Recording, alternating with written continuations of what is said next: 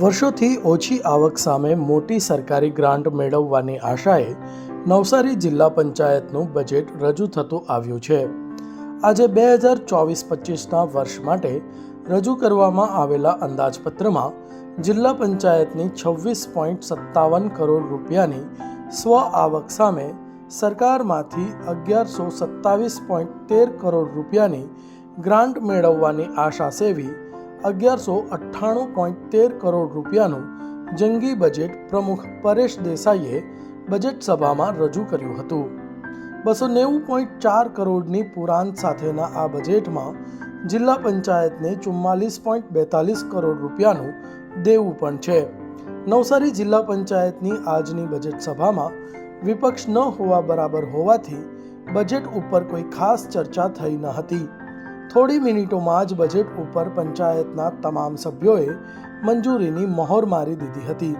ખાસ કરીને પ્રમુખ પરેશ દેસાઈએ બજેટને વિકાસલક્ષી ગણાવી જિલ્લાની મહત્વની સમસ્યાના સમાધાન માટે કારગર રહેશે એવી આશા પણ વ્યક્ત કરી હતી। આજનો 2024-25નું નવસારી જિલ્લા પંચાયતનું બજેટ સર્વાંગી વિકાસ માટેનું છે।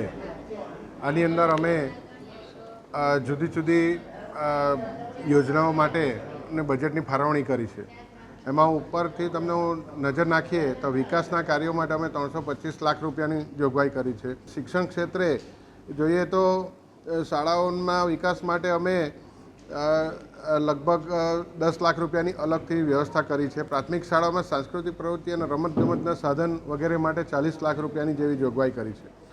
આ સાથે પોષણ ક્ષેત્રે કિશોરીને સશક્તિકરણ માટે અમે લગભગ 70 લાખ રૂપિયાની અને દૂધ સંજીવની ને પોષણ યોજના માટે 65 લાખ રૂપિયા જેવી જોગવાઈ કરી છે।